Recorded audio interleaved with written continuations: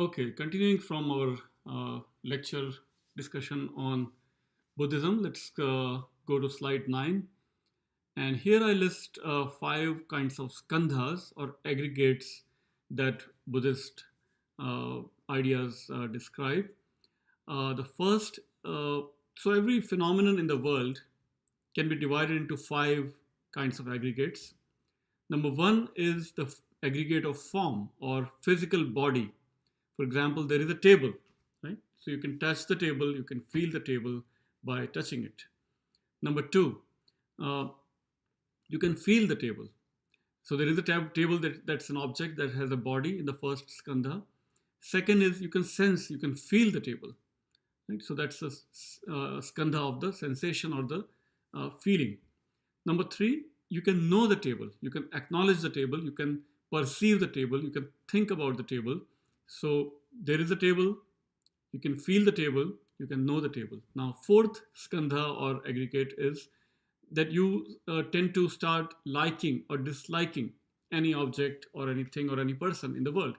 So you can have psychic or psychological connection, liking or disliking towards a table, for example, right? And then finally, our consciousness is an aggregate of this physical object in the world, the feeling of towards that object, the knowledge about the object, and liking or disliking towards the object. This is the whole cycle of the universe, cycle of the birth and rebirth that we all undergo, that every being in the universe is undergoing.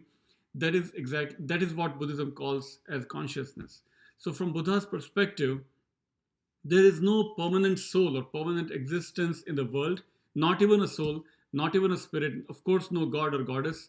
Everything is an interplay of all these four aggregates. There is physical object reality that we start feeling, that we start acknowledging, that we start liking or disliking. And those are the interplay of these forces, mental waves that cause all these cycle of rebirth and cycle of the universe. Otherwise, as at the most fundamental reality level, Buddha says that everything is empty of any permanent existence.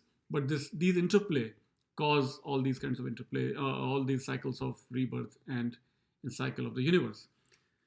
Next slide 10 is the famous the three jewels of Buddhism. The first jewel, of course, is the Buddha himself, the enlightened one. Buddha means awakened one.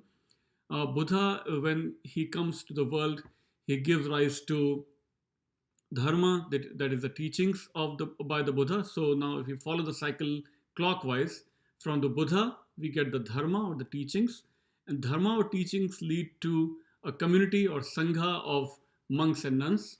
So from the Buddha rises the dharma, from dharma rises the sangha, and from sangha again a Buddha might rise, because from monk or nun, one of them or some of them can become the next Buddhas. So Buddha is not a permanent. There is no monopoly of who can be the Buddha in the future.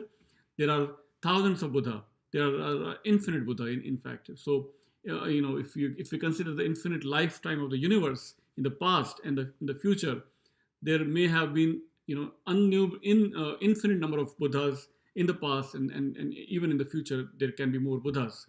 So from Buddha rises the teachings, from the teachings rises the community, from the community can rise the next Buddha. So that's the cycle if we follow the cycle clockwise. What if we follow the cycle anti-clockwise? So from the Buddha, the community can be formed by his disciples. From the community, the teachings can develop. So cycle can be followed either clockwise or anti-clockwise.